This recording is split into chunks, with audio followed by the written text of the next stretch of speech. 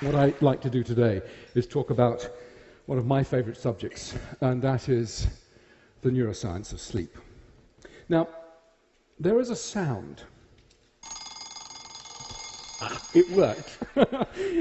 a sound that is desperately familiar to most of us, and of course it's the sound of the alarm clock.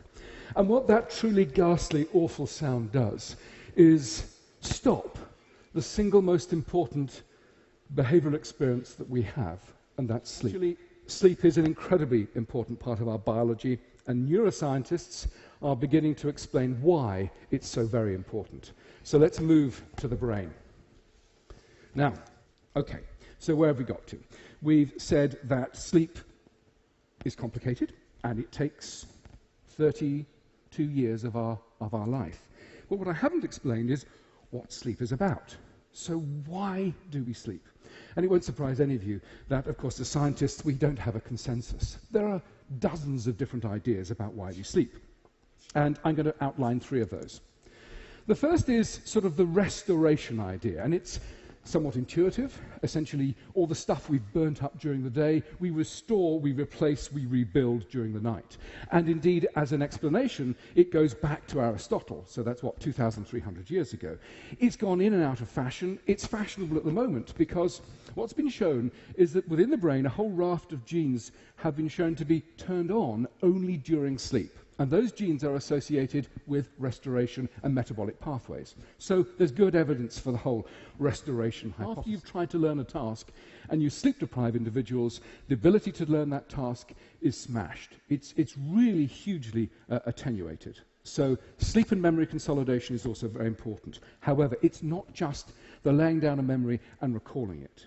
What's turned out to be really exciting is that our ability to come up with novel solutions to complex problems is hugely enhanced by a night of sleep. In fact, it's been estimated to give us a 3-fold advantage. Sleeping at night enhances our creativity. And what seems to be going on is that in the brain, those neural connections that are important, those synaptic connections that are important, are linked and strengthened, while those that are less important tend to sort of fade away and be less. Huge sectors of society are sleep deprived, and let's look at our sleepometer.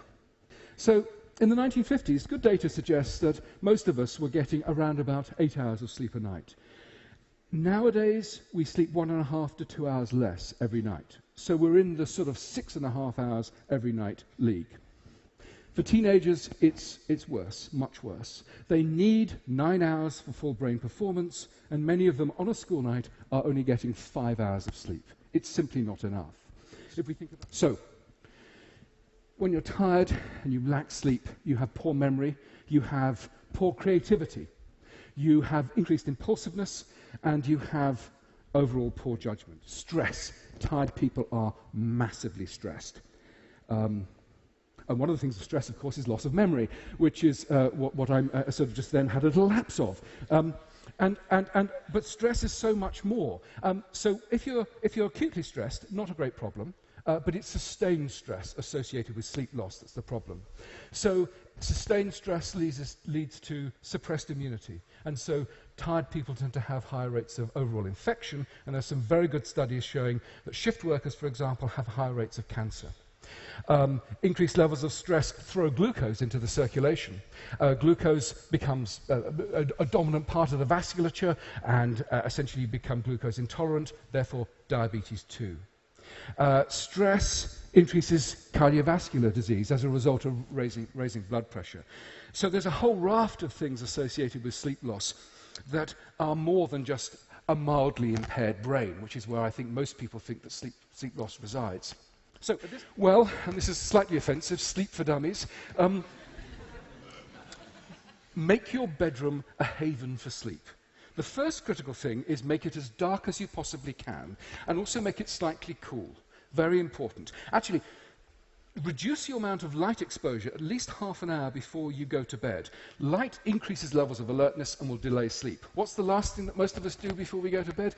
We stand in a massively lit bathroom with looking into the mirror, cleaning our teeth. It's the worst thing we could possibly do before we went to sleep. Turn off those mobile phones, turn off those computers, turn off all of those things that are also going to excite the brain. Try not to drink caffeine too late in the day. ideally not after lunch. Now, we said about reducing light exposure before you go to bed, but light exposure in the morning is very good at setting the biological clock to the light-dark cycle, so seek out morning light. Basically, listen to yourself. Wind down. Do those sorts of things that you know are going to ease you off into the honey-heavy dew of slumber. Okay. What I started by saying is, take sleep seriously. Our attitudes towards sleep are so very different from a pre-industrial age, when we were almost wrapped in a duvet. We used to understand intuitively the importance of sleep. And this isn't some sort of crystal-waving nonsense.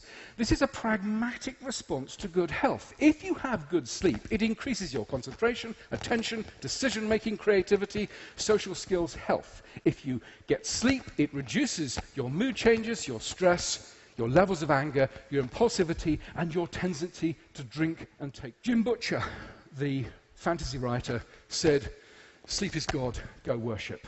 And I can only recommend that you do the same. Thank you for your attention.